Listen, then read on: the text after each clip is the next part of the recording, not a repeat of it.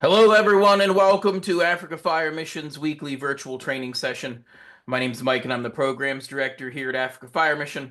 We're so happy that you took time out of your busy schedules to join us for today's virtual training session. Today, we're joined by Ed Collet. Ed's been a long-time volunteer with Africa Fire Mission, done lots of training missions with us to both Kenya and Malawi. Really great guy, very knowledgeable instructor. You can read articles of his in various trade publications, instructor for FDIC, all sorts of great stuff. So really privileged to have Ed joining us today and sharing his knowledge. Before we get started with today's training, just a couple of administrative notes. If you stick around for at least 70% of today's training, which is usually about 40 or 45 minutes, you'll get a certificate of participation for today's training. If you can't stick around for all that time, you get cut off, something happens, no worries. We've got other ways that you can earn that certificate as well. Keep an eye on the chat. I'll post a link where you can find a Google Drive that will have a recording of today's session, along with all the other sessions that we've done so far this year. If you watch the recording and answer a few questions and tell us what you learned, you can earn a certificate of participation for that as well. That's available on a link from our website, www.africafiremission.org. Go into the resources tab and training materials, find all sorts of different free resources that are there for you guys to take advantage of. So I encourage you to check that out. Before we get started with today's training, I pass things over to one of our fire safety officers, either Jose or Errol, to get us started with today's words of encouragement. Errol just pointed at me. I'm like, hey, you got to do this. Thank you so much, Chief Mike, and also Ed for joining in. I'm so excited for this topic today. Currently, we are in Muranga Fire Station. And earlier on, we went to do the fire safety event. And it got me thinking, most of the times when we are in different places, you find firefighters saying, hey, we cannot go to places because there's some challenges here and there in terms of time and allocation of resources and all, which is actually accepted and really you get to understand. But then I'm just reminded of Jesus when he had to go to this town and to celebrate a Palm Sunday. He just had to use what he had. The transportation that was available was a donkey, you know. And guess what? Even though that donkey could not be available, trust me, he could have actually even used his feet. And what's my point here? My point here is, don't wait for you to have everything for you to show up to save your community.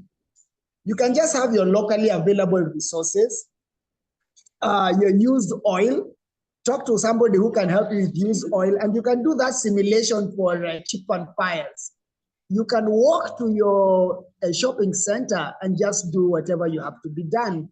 So please don't wait for everything to be in place for you to make a change in your community.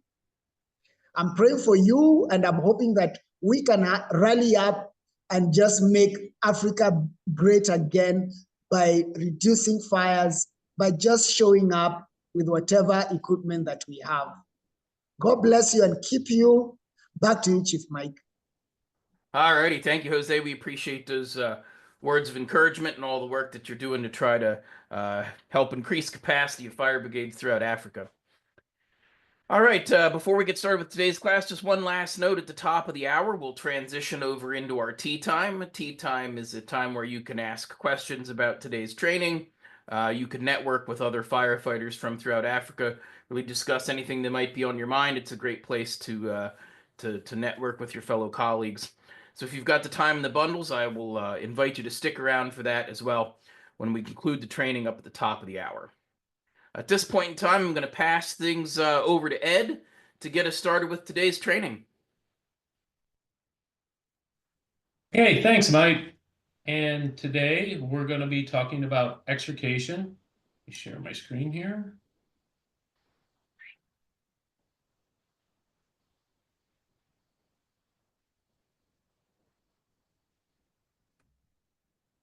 There. Can you see that okay? Yep, we've got you, Ed. Okay. So what we're going to be looking at today is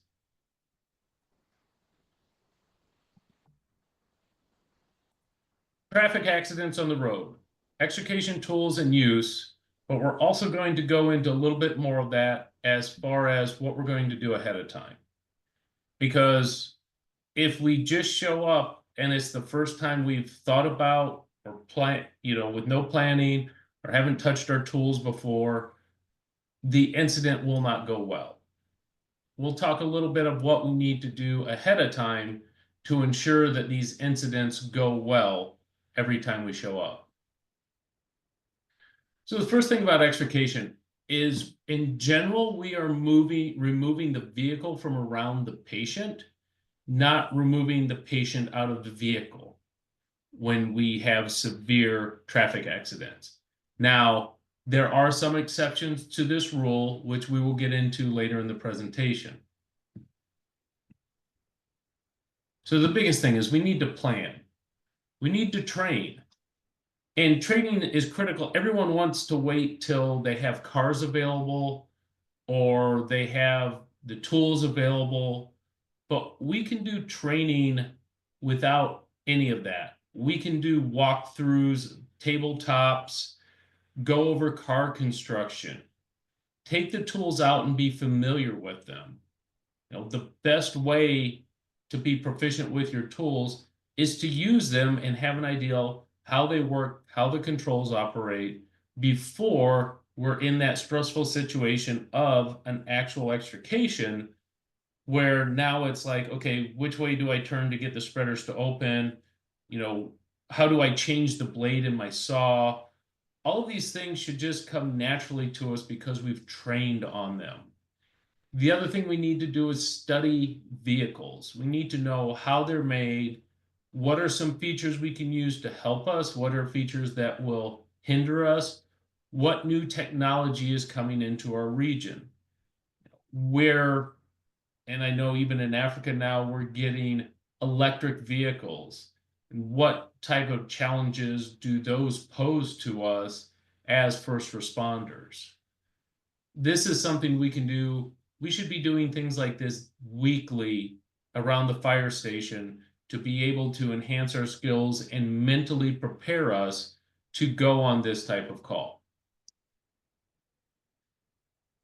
When you get on the rig, whatever type of apparatus we have responding to the car accident, what is your job going to be when you show up? This is where we need to know, either by where you sit on the apparatus or by a board that's already been in the station giving position. When you show up at that accident, what is your job? This ensures that we don't have 3 people trying to do one job and 0 people trying to do another job that needs to get done. This allows us to have good division of labor throughout the entire incident. Also allows us to work a little more autonomously than having to be instructed with every move we make. For example, when I ride on the rescue, I look on the board. If I'm on the cutters, I know my job is grab the cutters, grab my secondary tool, which would be usually a sawzall, and then I go to the car and start the extrication. So things like this, just knowing what you're supposed to do when you get there. Big thing, PPE. Little things, if we don't think about it, can get us injured. We need to have our fire gear on if it's available. Safety glasses are a must. The last thing we need is a shard of metal, a piece of glass flying up, hitting us in the eye and losing our eye or impacting our vision in some other way. Leather gloves.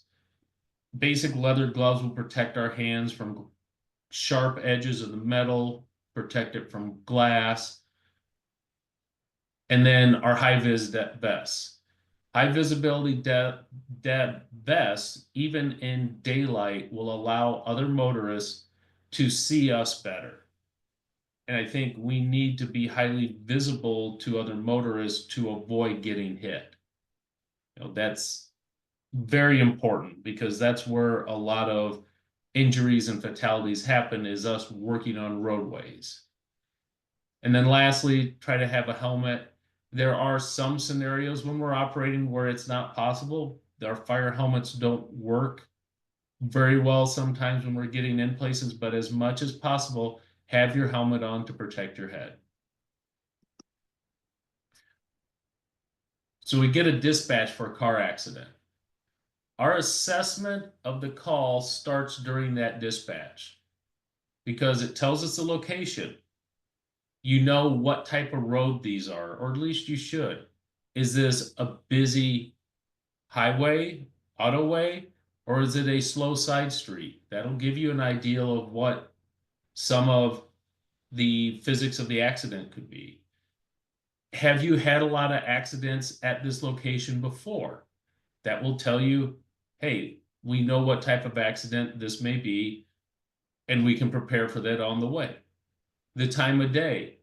Is this a time of day where there's high traffic or low traffic?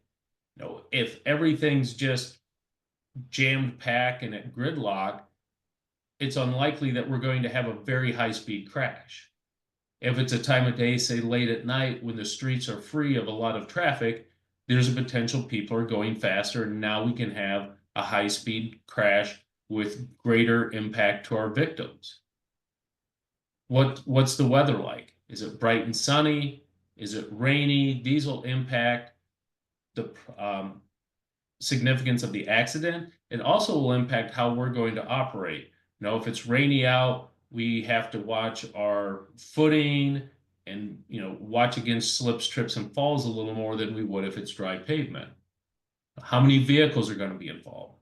You know, these are number of vehicles, number of victims. When we're told on dispatch, we can start to have an idea, but we always want to verify that once we get on scene. That's the number given at dispatch is kind of our baseline to start. And then once we get there, we verify. I've been on accidents as they said it was 2 cars, and we find out that there's 3 or 4 cars involved.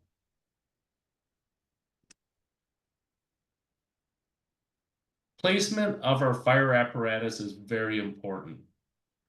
We need it to block traffic.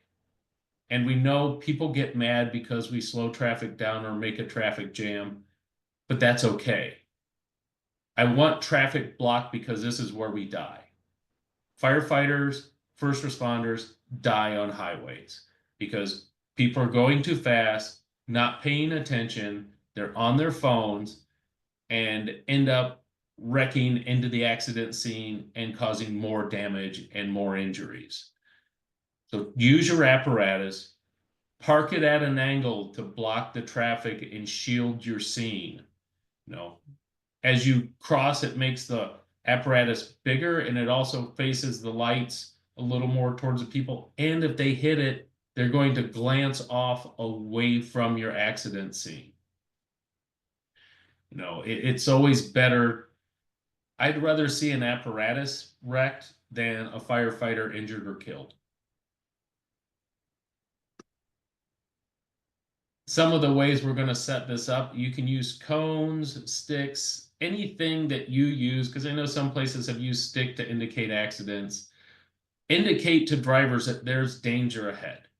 And you need to give them advance warning before you start shutting lanes of travel down. And then you need to gradually shut your lanes of traffic down until you have your what would be your secured workspace where we can work in and with the little fear of them hitting us. Now, the big thing you always should know is you never want to turn your back on traffic when you're walking to and from your apparatus. You want to be facing the traffic even if we have to walk backwards. People are out there, they will hit you. Always try to dismount the apparatus away from traffic into our safe zone. That's going to be something that will really help us eliminate the potential of getting hit. So if we've set up, we know what we're going to do as far as our PPE, how we're going to position our apparatus. Now let's talk what tools do we have to work with. And this will vary from fire brigade to fire brigade, but it's essential to know how your tools work, their capacities and limitations, where they are on your apparatus, and what it takes to be proficient with them. Tools are broken up into mainly 3 to 4 different categories. We have hand tools, power tools, air tools, and hydraulic tools. The key is, depending upon the severity of the accident, if it's a severe accident, we want to get all of our tools out, place them in a staging area, put the tarp down to minimize the amount of dirt and stuff getting into our tools. And then we're going to have, usually the driver would be kind of like the staging officer, that he would stand there, watch over the tools, and when someone needed something, he would make sure that person got the proper tool. Hand tools are basic, yet very effective when it comes to extrication and auto accidents. You have your prying tools, which are your Halligan bars, your pry bars. These can be beneficial in opening doors at times, popping hoods, popping trucks, cutting tools. Knives, a lot of people discount the knife, but you need to carry a knife in order to cut seat belts if you're removing the roof or the B-post. Many of extrication has gone really well up to the point where they try to move the roof and the roof's not going anywhere because it's stuck on the seatbelt. If we ever have to cut the seat backs to lay the patient down, we need our knife to clear out all of the upholstery to be able to see where actually to make our cuts. Saws, great for cutting metal. Axes, usually that's kind of a windshield used for our axes.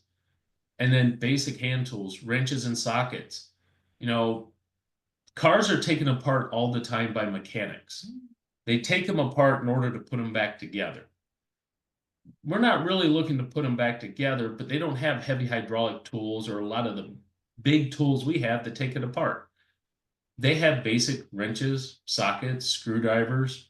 You know, they take the car apart so they can put it back together. We should be able to do about the same with our hand tools to take the car apart. This goes back to our training and knowing vehicle anatomy and knowing how a car is put together. High lift jacks are a tool that we can use to raise vehicles if we need to get them off someone, or also we can use it to spread doors off or make more room in that way. And come along to move things, like move the car out into a different position, raise the steering column. Again, another versatile tool. We just need to know uses, limitations, and practice with it.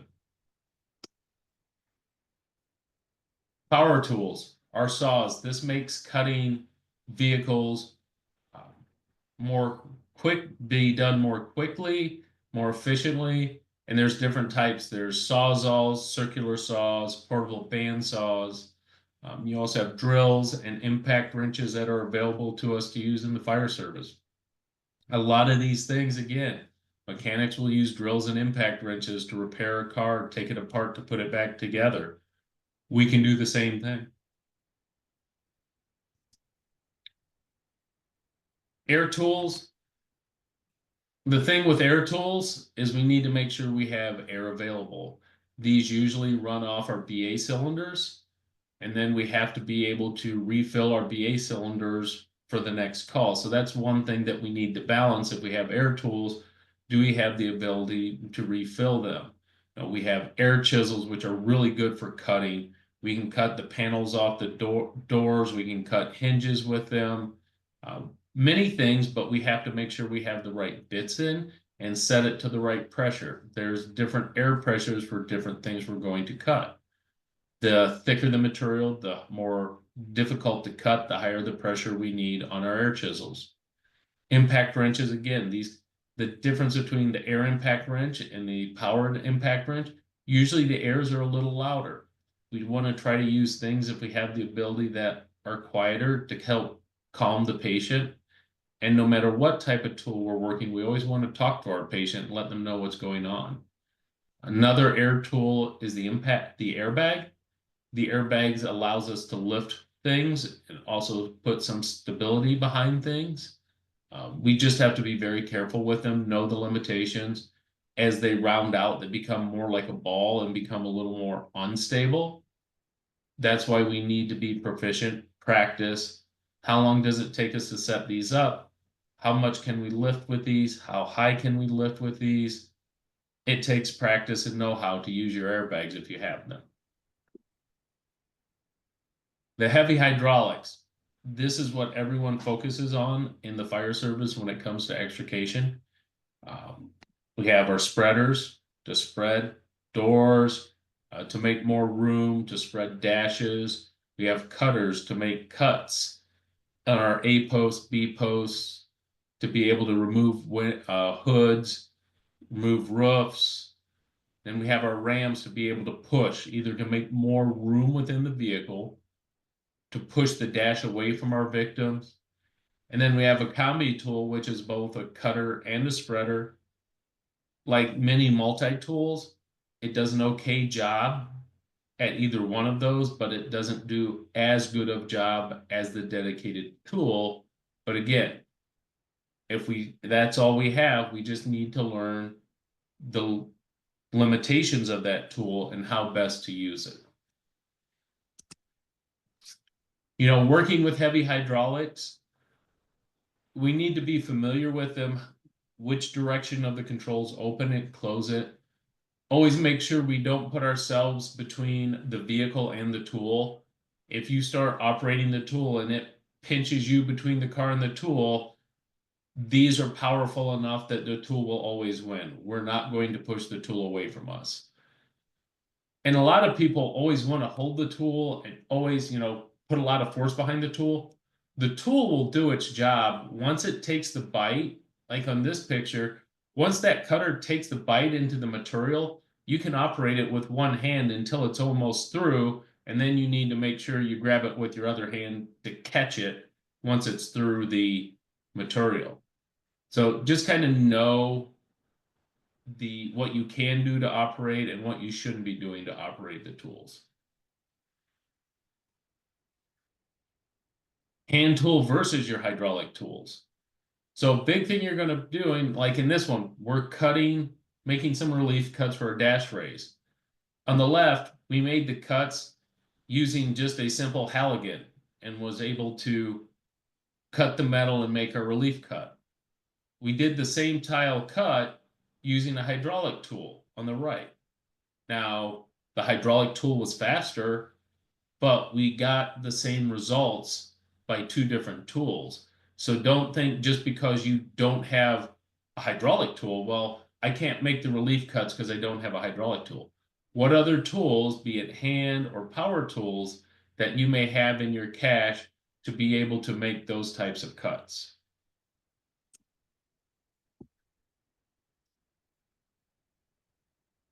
So we look at the hydraulic tools. Now we talked about the heavy hydraulic tools. The light hydraulic tools are going to include the porta power. Again, this is something mechanics use to straighten frames on cars, to align body members. This was what we used in the fire service till the advent of the big heavy hydraulic tools came about. So there's still a viable option out there. They don't have the power of the heavy hydraulics, but they also don't cost as much. They allow us some different options now because some of the heads on the porta power are smaller and can get in places we can't get into with the heavy hydraulics. Jacks are another light hydraulic tool that we can use to raise, to move. The other thing that we have with the light hydraulics is we have hand pumps for our spreaders and our cutters. Because we're using our hand pumps versus the big powered hydraulic pumps, these don't have the speed and the force that you normally would. And it kind of makes it more into that light hydraulic category. But it's another option that we have in some of our fire brigades is instead of using the motorized pump is to use a hand pump if we need to.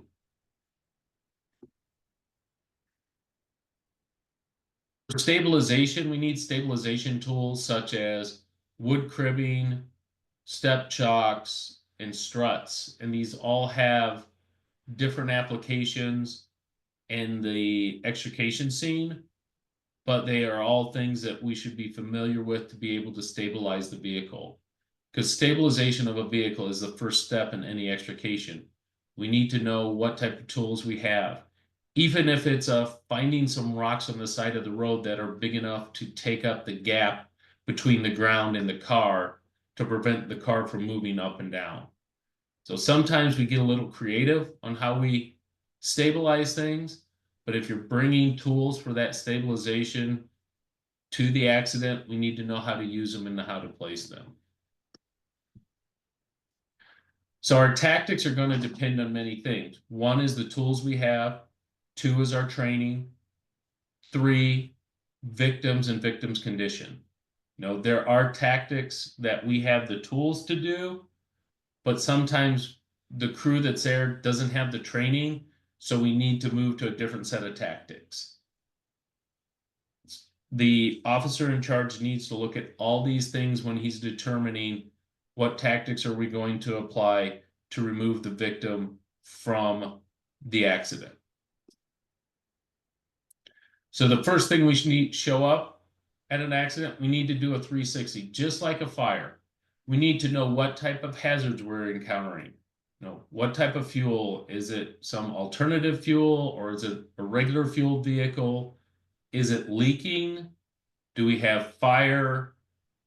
Are there wires down? If there's wires down, we need to back off until the power company, or we can somehow, though that power gets secured and it's now safe for us to approach the vehicle. Sometimes when wires come down, you know, people have been injured as far away as, you know, 3 to 4 meters away from it, even more than that. So depending upon the voltage.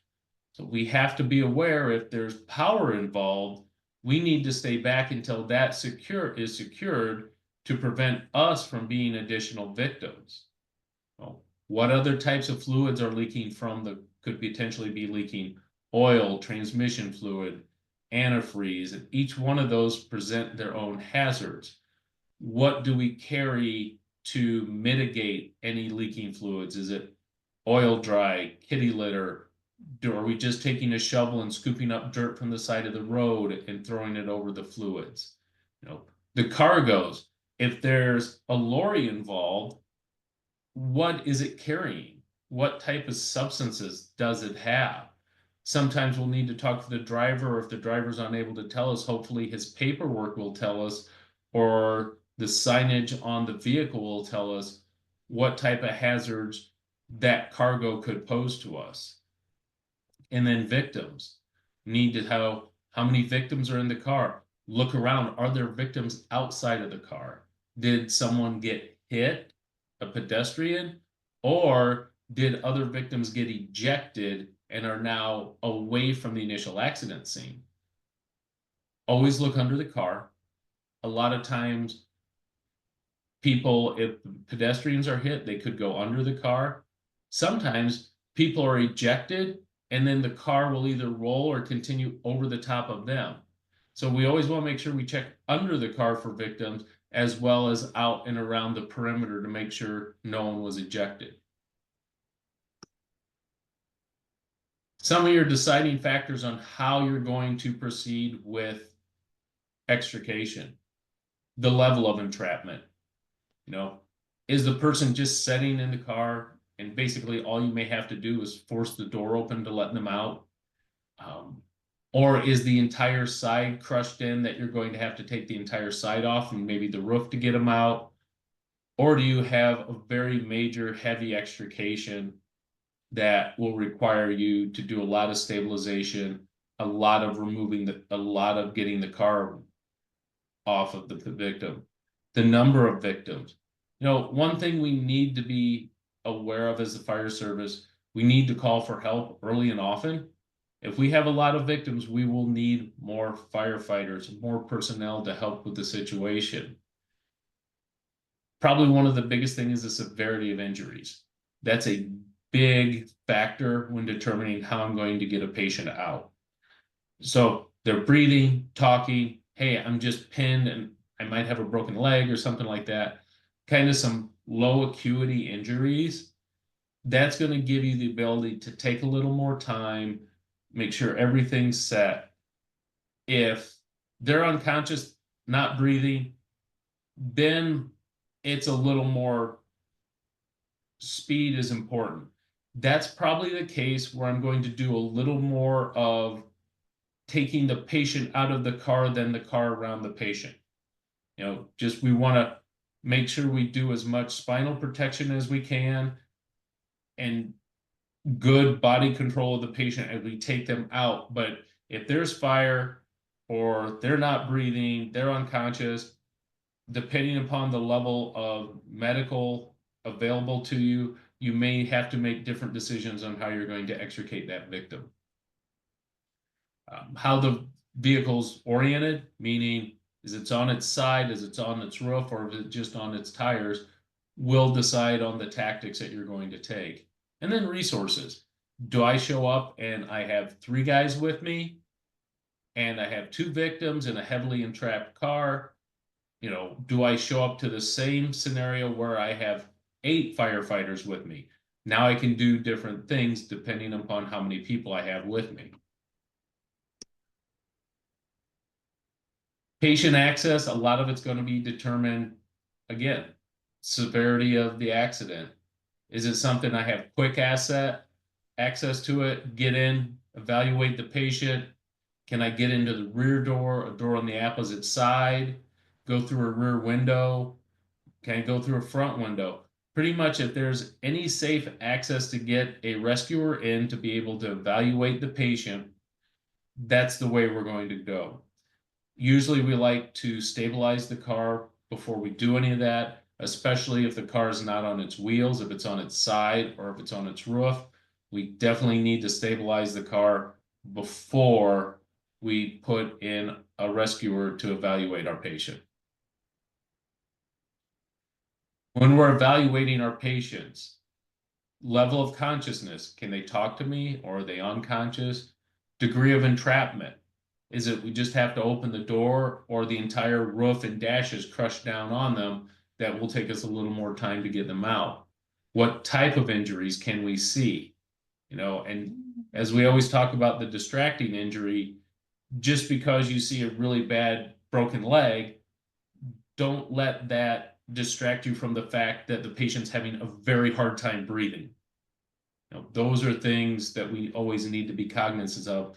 Look at the major life threats, not necessarily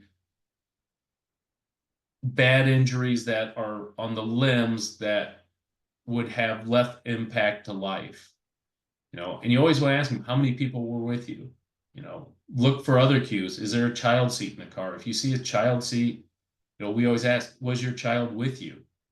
You know, to make sure that somehow the child didn't get ejected from the seat or there is some other failure that the child's no longer there. We always want to make sure to check for airbags. You know, we assess the patient. Now we've done our 360. Once we get inside the vehicle and we're assessing our patient, we need to look around for symbols to decide, do we have airbags in the car and how many of them have deployed? What are the potential areas we need to stay back from to prevent injuries to ourselves should the airbags accidentally deploy?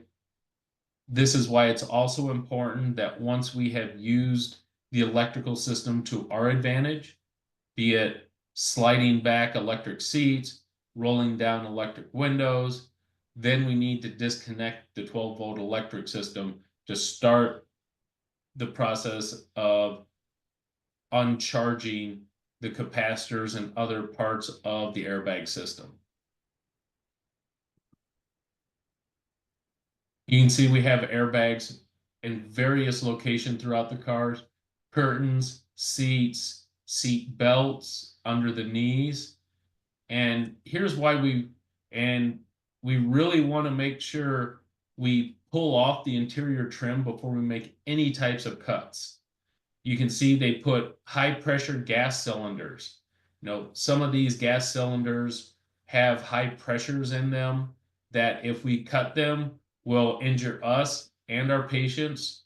Plus, because of them being very strong to hold in that pressure, they will damage our tools.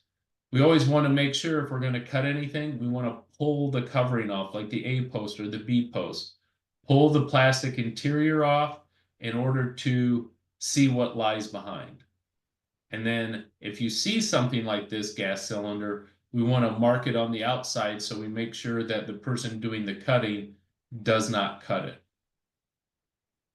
And this just shows you the power that we can see of some of the airbags as some of the airbags deploy.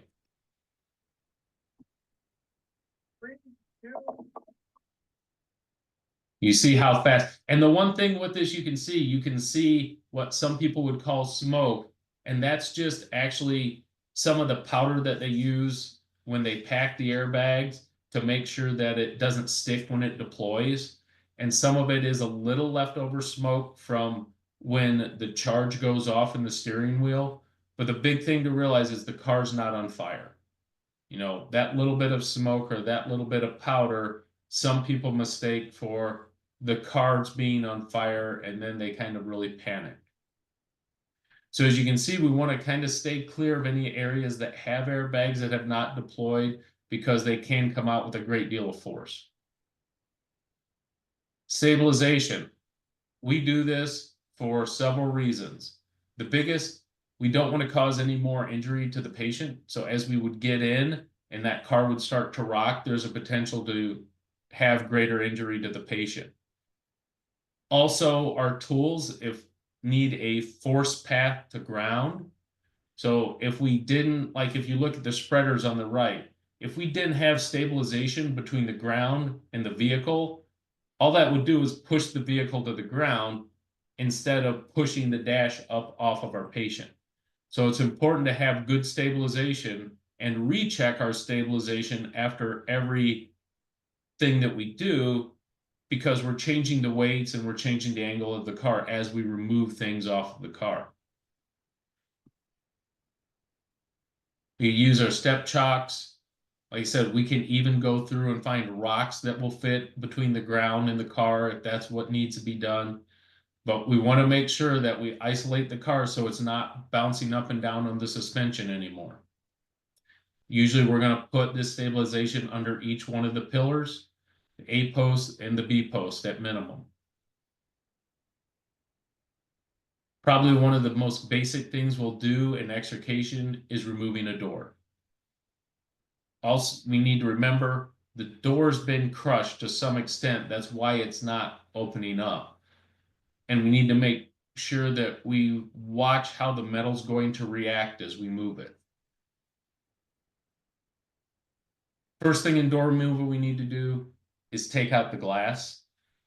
If we don't take out the glass, there's a potential as we're opening the door, it could explode all over our patient in an uncontrolled way.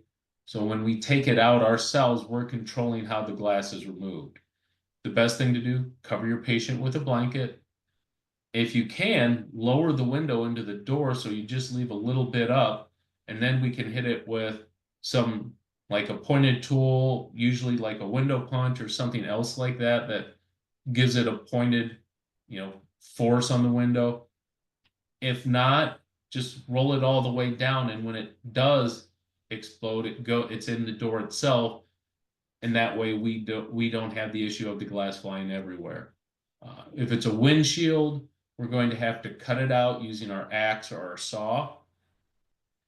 But the big thing is, tell the patient what's going on, tell them why you're covering them up. It's just to protect them from any flying glass, protect them from breathing in any glass dust if we're cutting things. Let them know what's going on, because they're already injured and scared. We don't want to add to that level of discomfort by what we're doing to try to save them. First thing we'll need to do is get a purchase point for our tool to open the door. As you see on the left, we can use what the vehicle gives us in the crash. Usually if they're hitting the door, it'll pop the door out a little bit. And as you can see on the lower left there's a little gap that we can put our tool in and start the door removal process. We can pinch the door, or we can put our spreaders or our high lift jacks in the window and attempt to open up and spread against the roof and roll the door down. This will give us a purchase points, and sometimes it will actually open the door for us. The big thing, if we're using heavy hydraulics, the goal is to pop the door off of the latch pin, or also called the nadir pin. And we're going to work from the top down towards the pin in small controlled movements until we can see the pin, get it spread off, or it's exposed enough that it can be cut with our cutters. The big thing we need to remember is these our heavy hydraulics are very powerful. It's easy to damage the door. We only want to make moves until we start to see some of the metal tear. As soon as you see any metal tearing, stop, close the spreader, drop down lower, go for a different point. As soon as we see metal tear, that's when it's time to stop and go to a different position. Then once we have it spread off of that latch pin, the next thing we're going to do is we're going to cut or spread the hinges. This is if we're spreading them, we want to be careful because we can displace the vehicle off of the stabilization that we put down. Cutting is the preferred method, but if we cut or spread, we want to start at the bottom. As we spread from the bottom, it will try to swing the door up, but that top, it'll pivot around that top hinge. And then when it's free, then we can go to the top, set our spreaders on the hinge, blow that hinge away, and the door will drop off. If we try to do the bottom last, we do the top first and the bottom, we give, as we're blowing away that top hinge, that bottom hinge is a fulcrum, and it basically allows the door to rotate around, dig into the ground, and pick the car up as we're trying to spread that door.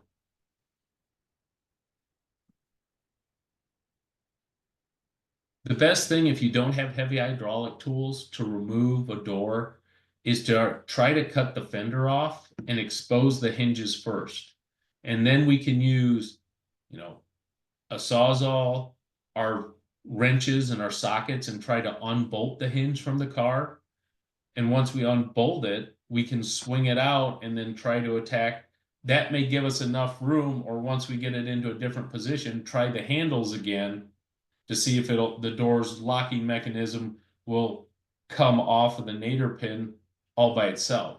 And one trick to that is try both the outside door latch and the inside door latch at the same time. A lot of times doing both will get the latching mechanism to come off. If you have high lift jacks, we can put high lift jacks in the windows and try to spread the door down. And then if we have cutting tools, we can try to cut out around where the latching mechanism connects to the nadir pin, and basically just remove that piece of the door from the door to be able to take it off. And if you have air tools, you can use the air chisels to cut out around the nadir pin again, expose the hinges. You can use your flat or half moon bit and an air chisel to cut through the hinges. Or you can use your impact wrench to remove the bolts. Sometimes we need to take the whole side off the car in order to get to the patients. And that can be as easy as removing 2 separate doors and the B-post, which is actually my preferred method now. But at one point we were taking it all off together. But as vehicle technology progressed, B-posts got wider, and it made it more difficult to get a really good relief cut in the bottom. But basically, we're taking the rear door off the latching mechanism first, making some high cuts in the B-post with our saws or our cutters, and then using the spreaders to push that B-post out to remove it from our lower part of the car. And then finally, we're removing the front hinges. So if our patient is trapped with the dash on them or the steering wheel on them, we're going to do either a dash lift with our spreaders, which, as you can see, we need to make several relief cuts to weaken the car structure before we can pick it up. And probably some of the critical ones we can do is double cutting on the A post, as we see, and then doing a V cut on that front rail to allow the car room, the rest of the vehicle places to move as we're displacing it. So those are the relief cuts we're going to make. And then that lower cut we made in that A post, we're going to put our spreaders in there into that position, and then we're going to lift with the spreaders. As you can see, everyone always likes to do a huge amount of displacement because in training it's really cool to do.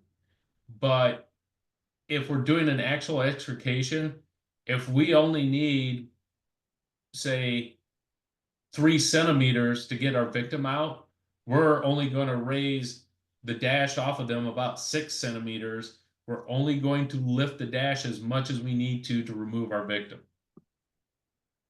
The other option we can do is called a dash roll, where we're actually pivoting the dash away from them. Again, we need to double cut the A post. We'll do a diagonal cut at the bottom of the A post, and then do 2 cuts on the front supports. And then this allows us to push the dash away from our victim. The other thing we can do is we can pull the steering column up off of the driver. If they're just being pinned by the steering wheel, we can use high lift jacks or come-alongs to do this by wrapping a chain around the steering wheel and pulling it up. We just need to be careful that we do this very slowly so we do not break the steering column or have the steering column come apart and hit our victim. So we're going to wrap the chain underneath it and then slowly pull up. The big thing about when we're doing this is making sure we use something to elevate the chain that we're using in order so it has a higher pull point to rotate the steering wheel off our victim.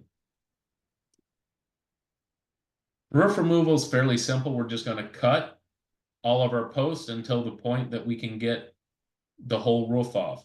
Sometimes on larger vehicles like this van, taking the whole roof would be impractical.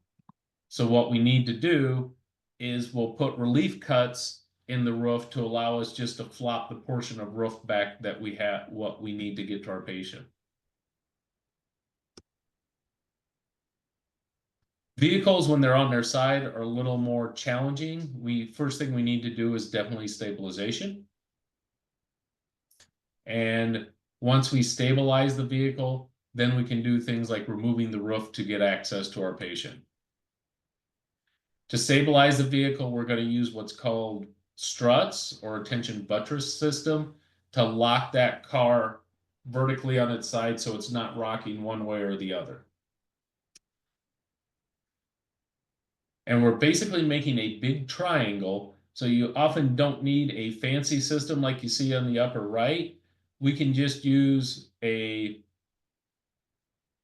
ratchet strap and a long piece of cribbing that we could dig out a little bit of a hole in the ground to stick the cribbing in, and then use that ratchet strap to tie it back to the vehicle. And the big thing is positioning. We want to make sure our struts are at 45 degrees or somewhere in that general area. And we want to make sure the heads are contacting the vehicle above the center of the vehicle to make sure we capture the weight so it doesn't shift. If you put your struts below the center of the weight, it could tip over it could rock and tip even with our system in place.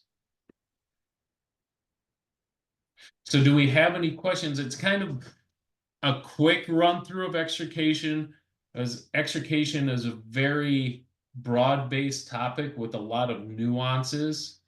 So with that, do we have any questions on this? Okay, we're going to open the floor up for questions here. If you've got a question, you can use the raise hand feature. You can drop a question in the comments section, or you can go ahead and unmute yourself and ask your question.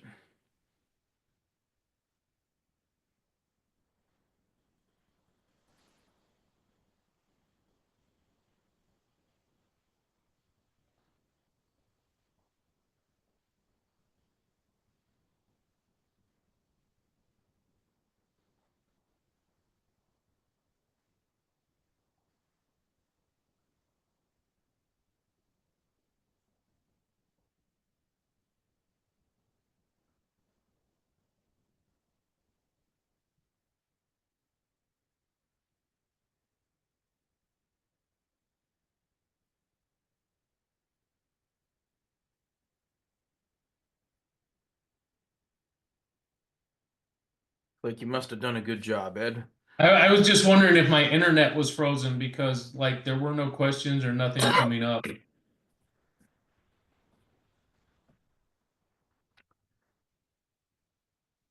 It is a big topic and it's very, unfortunately, it's very dependent on the tools you have, and that will really change the type of tactics that you use. So we also have to remember that just because we don't have the big extrication tools does not mean that there are not things that we can do for extrication and victim rescue. Yeah, I really liked um, the way you illustrated some of those images. We'll be sure to post a copy of this presentation in that Google Drive folder there, so you guys can go back and look at it as a reference. Um, some of those hand tools, those what we're calling a high lift jack.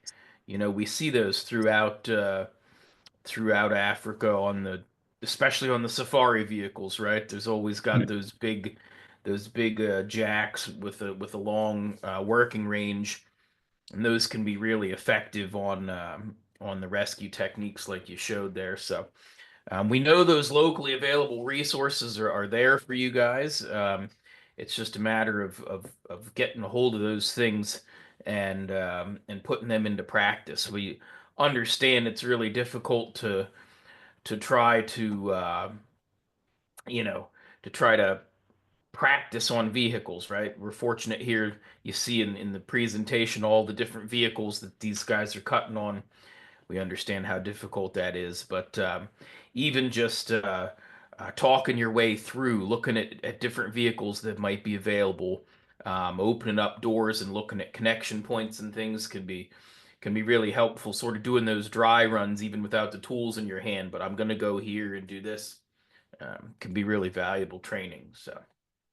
And especially if you don't have the heavy hydraulic tools.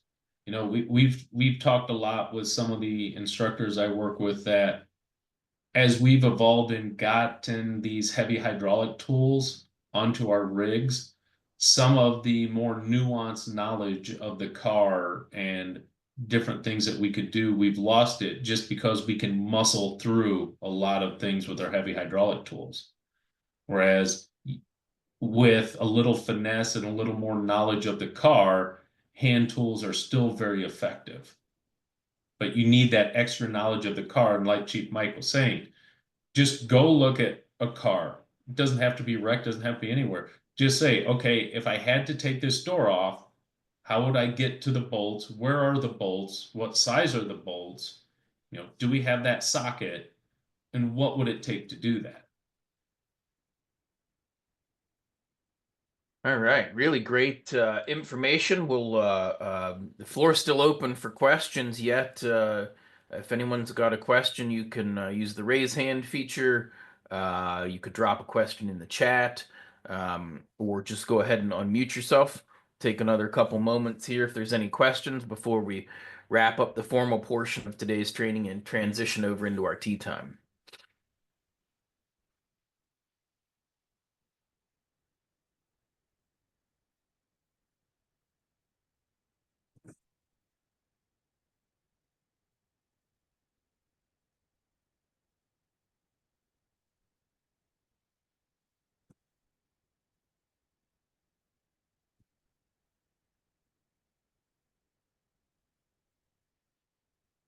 Alrighty, I think we'll wrap things up. Let me start with a thank you to Ed. Um, Ed's got this big bunch of knowledge he shares with us. We love it every time. Some of the details that he gets into, that's great. So thank you, Ed, for coming and sharing your knowledge on this topic today. Very much appreciated. We love when we got you here. We'll be sure to get you signed up for a couple more yet throughout the year. Um, and thank you to all of you who are out there that took the time out of your schedules to join us for today's class. You know, we don't take you for granted that you come here and spend your time to take that hour out of your schedule and to spend your own money for that data to get on here. We really appreciate that. What you folks are doing to try to best serve your community however you can. So we thank you for that as well.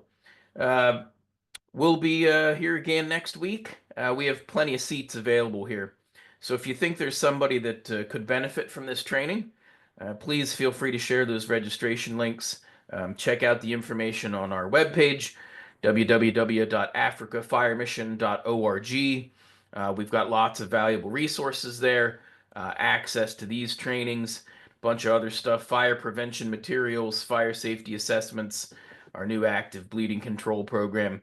All sorts of great stuff on there, lots of free resources. Please head on over there and check that out. Thank you to everyone, and I hope to see you all again next week.